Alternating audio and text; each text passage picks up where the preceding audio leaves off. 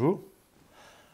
L'affaire du référendum de Catalogne est révélatrice des très grandes ambiguïtés de l'Union européenne à l'égard du phénomène national.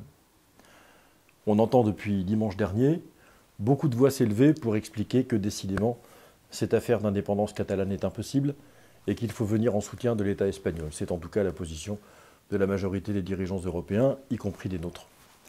Mais il faut se souvenir de quelques éléments historiques de notre continent.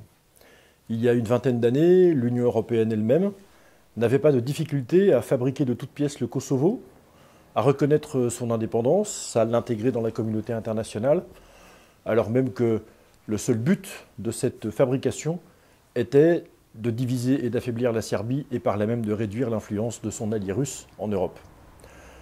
Aujourd'hui même, beaucoup est fait pour que la République de Bosnie ne puisse être désormais dominée que par sa composante musulmane, alors même qu'à la sortie de la guerre des Balkans, il y a une vingtaine d'années, le projet consistait à faire exister autant que possible les communautés orthodoxes et les communautés musulmanes dans le même État, dans cette même République serbe. Malheureusement, la volonté de propager et de laisser se propager un islam conquérant en Europe était la marque de la politique de l'Union.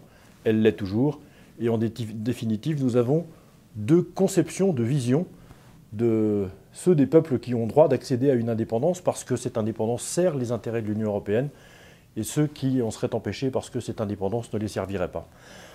Dès lors, cette ambiguïté de l'Union européenne produit effectivement des réactions extrêmement vives de la part d'un certain nombre d'États qui contestent cette ligne politique.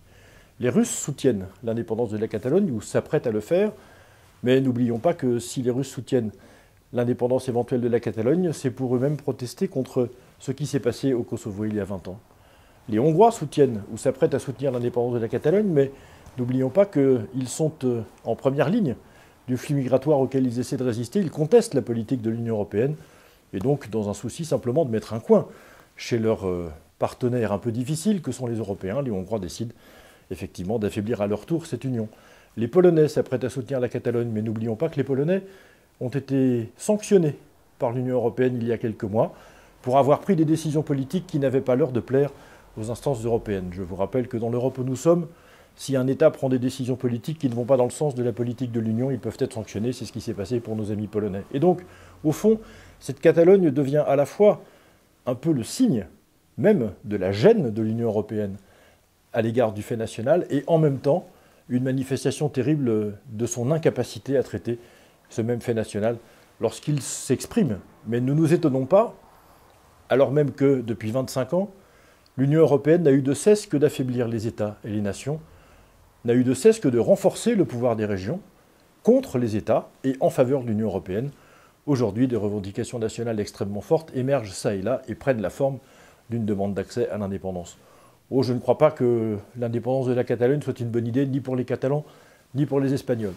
Je ne crois pas non plus qu'il fallait laisser le Kosovo s'installer et que l'Europe serait bien plus inspirée à redonner aux États et aux nations l'indépendance, la part de la souveraineté que l'Europe leur a prise, et ainsi constituer petit à petit ou reconstituer une Europe dans laquelle le fait national serait mieux reconnu. C'est en tout cas l'intention qui est la nôtre et le projet politique pour lequel nous nous battrons. Je vous remercie et je vous donne rendez-vous vendredi prochain.